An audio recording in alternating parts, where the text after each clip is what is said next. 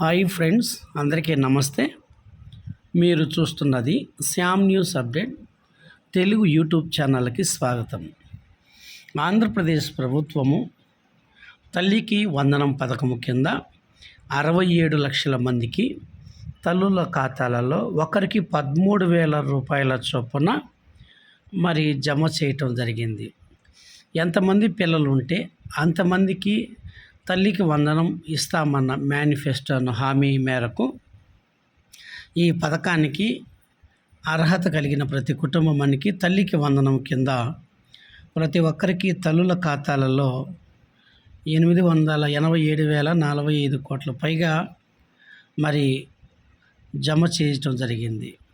1వ తరగతి నుండి ఇంటర్మీడియట్ వరకు ఇయర్లో చేరే విద్యార్థులకు అందరికీ కూడా తల్లికి వందనం పథకం కింద డబ్బులైతే సూపర్ 6 హామీల్లో ఒకటైనటువంటి ఈ పెన్షన్ల పెంపు కావచ్చు, అన్నా క్యాంటీన్ కావచ్చు, మెగా డిఎస్సి కావచ్చు, దీపం పథకం కింద అనేకమైన పథకాలనైతే ఆంధ్రప్రదేశ్ ప్రభుత్వం అయితే అమలు చేయటం జరిగింది. దీంట్లో భాగంగా చాలామందికి డబ్బులు రావటం లేదు అని అంటున్నారు. ఎందుకు ఎవరికి డబ్బులు రాలేదో క్లుప్తంగా విందామండి. ఈ వీడియోను లాస్ట్ వరకు చూడండి. ఎందుకు చాలామందికి డబ్బులు జమ కాలేదో ఈ విషయాన్ని వివరిస్తూ లాస్ట్ వరకు చూస్తేనే మీకు వివరంగా సబ్జెక్ట్ అయితే అర్థమవుతుంది. అర్హులందరికీ తల్లికి వందనం డబ్బులు జమ చేస్తామని విద్యాశాఖ మంత్రి నారా లోకేష్ గారు ప్రకటించారు. ఎంతమంది పిల్లలు ఉంటే అంతమందికి తల్లికి వందనం ఇస్తామని.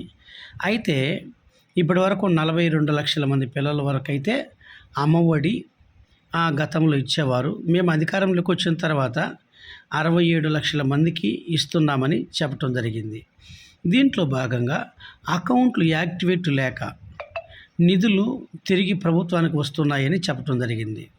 ఎవరైతే అకౌంట్ ఓపెన్ చేసి సంవత్సరం పాటుగా అకౌంట్ ఖాతాను కనుక దాన్ని అకౌంట్ కనుక ఆ డబ్బులు వేసుకోవటం బ్యాంకు నుండి డ్రా చేయకుండా ఉంటే వారి ఖాతాలకి డబ్బులు అయితే పడనందువల్ల తిరిగి మళ్ళీ ప్రభుత్వానికైతే వస్తున్నాయని చెప్పడం జరిగింది.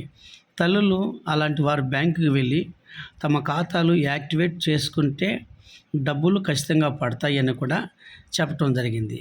దీనిలో భాగంగా ఎవరికి అర్హతలు ప్రకటించారంటే కుటుంబ ఆదాయం గ్రామాల్లో నెలకు 10,000 రూపాయలు కలిగి ఉండాలి, పట్టణాలలో 12,000 రూపాయల లోపల ఉండాలి, రైస్ కార్డు కలిగి ఉండాలి, ఫ్యామిలీలో 3 ఎకరాల లోపు మాగాని లేదా 10 ఎకరాల లోపు పాడి భూమి లేదా 2 కలిసి 10 ఎకరాల లోపు ఉండాలి.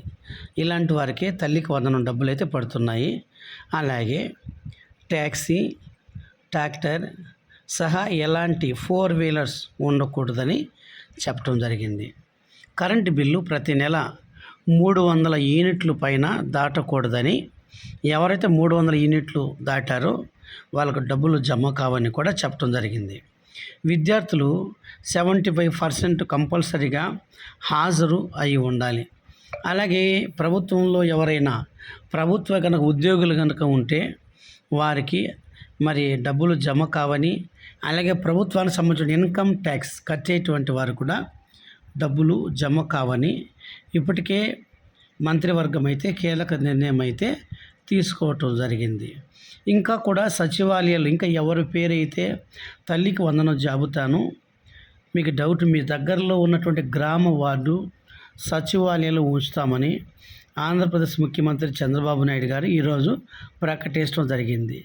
ఎవరికైతే డబ్బులు పడలేదో సాంకేతిక సమస్యలు ఏవైనా తెలియజేస్తే వెంటనే పరిష్కరిస్తామని చెప్పడం జరిగింది.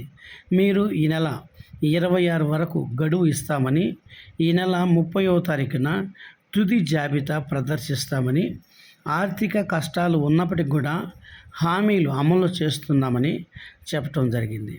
ఒకవేళ ఇంకా కూడా ఎవరికైతే డబ్బులు రాలేదో వారు వెంటనే మీరు దగ్గరలో ఉన్నటువంటి మీ యొక్క అకౌంట్ను యాక్టివ్ కనుక లేకపోతే మనం సంవత్సరానికి కనీసం ఒక నెలకు లేదా 2 నెలలకు ఒకసారి బ్యాంకుకి వెళ్ళి డబ్బులు కట్టడము లేకపోతే తిరిగి డ్రా చేసుకోవటమో చేసుకుంటూ ఉంటే అలాంటి అకౌంట్లు అంతా కూడా యాక్టివ్గా ఉంటాయండి.